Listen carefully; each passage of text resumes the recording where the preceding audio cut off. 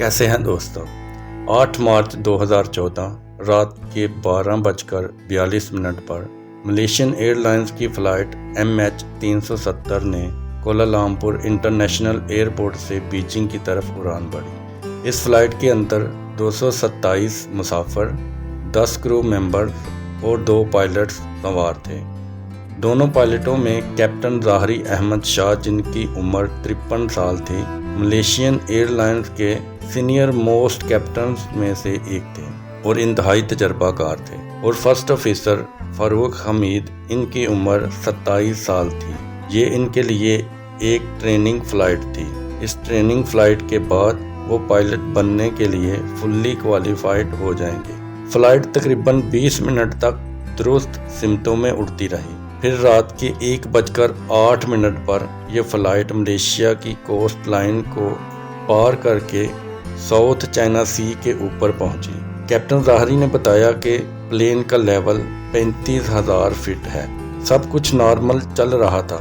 तकरीबन 11 मिनट बाद प्लेन वियतनामी हवाई ट्रैफिक के दायरा इख्तियार में दाखिल हुआ।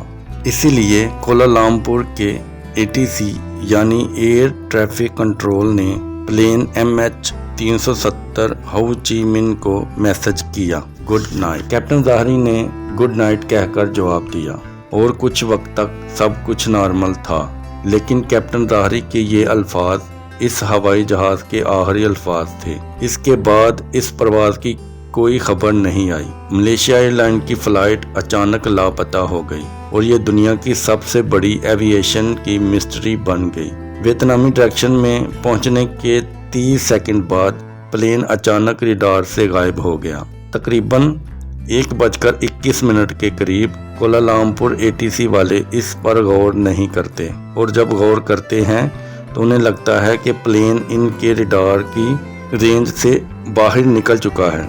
इसके बाद सुबह के 6:32 पर जब प्लेन ने लैंड करना था, लेकिन प्लेन लैंड नहीं हुआ। फिर सर्च ऑपरेशन ने प्लेन को ढूंढने की कोशिश शुरू की।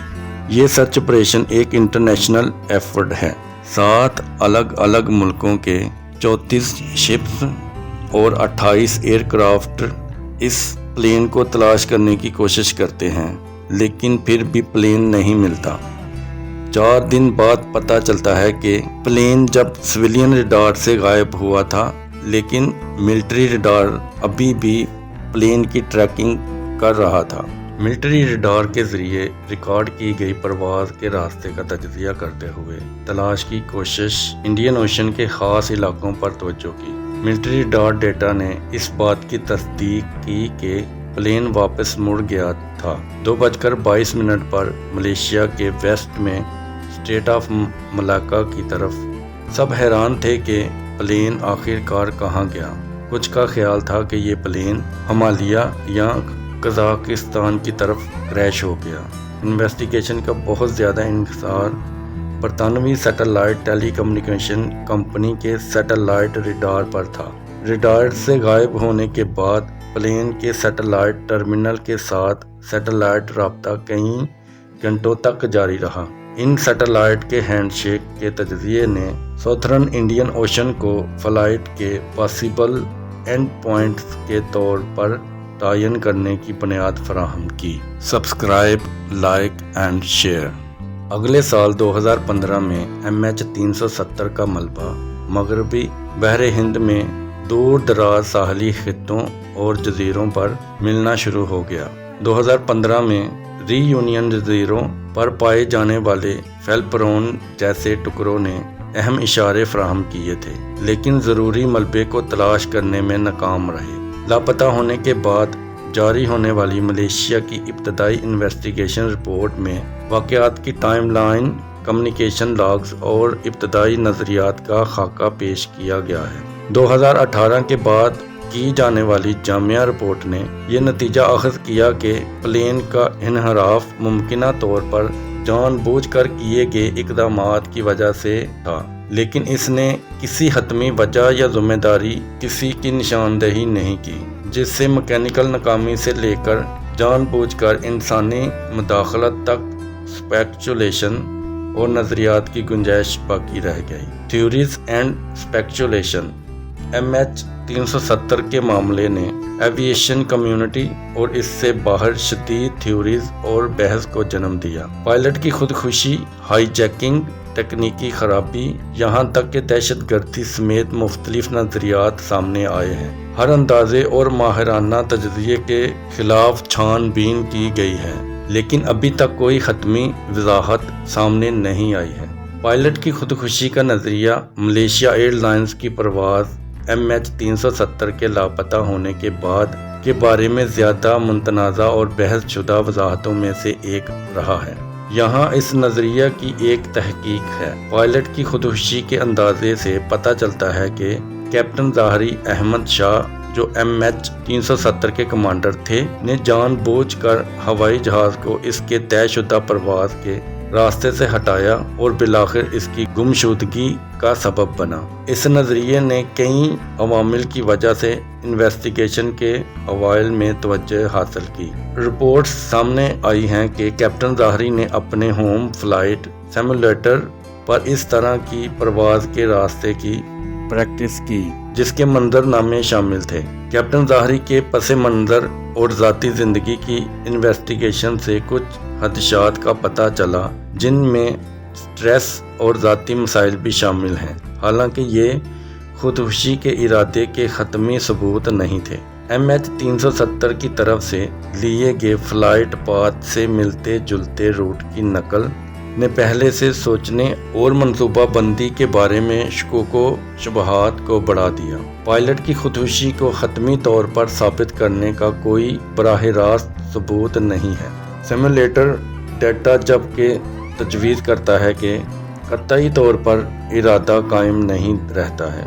ملیشیا ایئر لائنز کی فلائٹ MH370 کی گمشدگی سے متعلق ہائی جیکنگ تھیوری سے پتہ چلتا ہے کہ پلین کو کچھ افراد یا کسی گروپ نے اپنے راستے کو موڑنے اور ممکنہ طور پر مسافروں اور عملے کو یرغمال بنانے کی دیگر مقاصد حاصل کرنے کے ارادہ سے اپنے قبضے میں لیا تھا۔ اس نظریہ کی ایک تحقیق ہے۔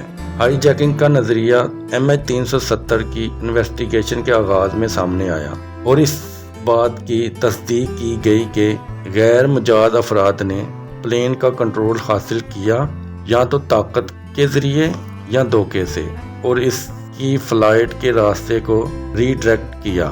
سیٹلائٹ ڈیٹا نے اشارہ کیا کہ MH370 نے ایئر ٹریفک کنٹرول سے رابطہ کھونے کے بعد جان بوجھ کر موڑ اور اونچائی میں تبدیلیاں کی، جو مکینیکل ناکامی کی بجائے جان بوجھ کر کیے جانے والے اقدامات کا اشارہ دیتے ہیں۔ اس تھیوری میں پلین میں بیٹھے دو مسافروں پر شک گیا، پہلے پوریا نور محمد داد اور دوسرے دلاور سعید محمد رضا۔ یہ دونوں ایران کے بندے تھے۔ ان پر شک اس وجہ سے کیا گیا کیونکہ ان کے پاس فیک پاسپورٹ تھے، ایک کے پاس اٹالین بندے کا اور دوسرے کے پاس آسٹرین بندے کا پاسپورٹ تھا، جو انہوں نے تھائی لینڈ سے چرائے تھے۔ کہا جاتا ہے کہ دونوں بندے فیک پاسپورٹ کا استعمال کر کے یورپ میں سیٹل ہونا چاہتے تھے۔ انہوں نے بیجنگ اور پھر یورپ تک کی فلائٹ لی تھی۔ ایک کی ماں جرمنی میں بیٹھی اپنے بیٹے کا انتظار کر رہی تھی، لیکن اینڈ پر یہ تھیوری بھی ریجیکٹ کر دی گئی کیونکہ ان چوری کے پاسپورٹ کے علاوہ کوئی پروف نہیں ملا کہ یہ حملہ کرنا چاہتے تھے۔ انفیکٹ یہ لوگ پاسپورٹ کا استعمال کر کے صرف اور صرف یورپ میں سیٹل ہونا چاہتے تھے۔ کہا جاتا ہے کہ پلین میں موجود پیسنجر اور کرو آکسیجن کی کمی کی وجہ سے بے ہوش ہو گئے، انکلوڈنگ پائلٹس۔ کیپٹن ظاہری احمد شاہ اور کو پائلٹ بھی بے ہوش ہو گئے۔ پورا پلین بے ہوش ہو گیا اور آٹو پائلٹ پر چلتا رہا۔ آٹو پائلٹ میں کچھ ٹیکنیکل فیلئر ہوا، لیکن آٹو پائلٹ تب تک چلتا رہا جب تک پلین کا فیول ختم نہیں ہوا۔ فیول ختم ہونے کے بعد پلین آہستہ آہستہ سمندر میں جا کر کریش ہو گیا۔ آکسیجن کی کمی کیسے ہوئی ہوگی، اس پر الگ سے تھیوریز ہیں۔ کچھ لوگ کہتے ہیں کہ کاکپٹ میں الیکٹریکل فائر لگ گئی ہوگی، جس کی وجہ سے ٹرانسپونڈر ने काम करना बंद कर दिया। कुछ कहते हैं कि एक ऐसा एक्सीडेंट हुआ होगा जिसकी वजह से ऑक्सीजन में कमी हुई। कुछ लोग अभी भी हाईजैकर को ब्लेम करते हैं कि हाईजैकर ने ज़बरदस्ती ऑक्सीजन की कमी करने की कोशिश की होगी। इसकी एक आम मिसाल ये है कि पायलट ने कुछ टेक्निकल प्रॉब्लम्स देखी होंगी जिस पर पायलट ने 180 डिग्री का टर्न लिया वापस मलेशिया आने के लिए, लेकिन कुछ ऐसा एक्सीडेंट हुआ होगा जिसकी वजह से ऑक्सीजन की कमी हुई होगी और प्लेन ऑटो पायलट पर चलता रहा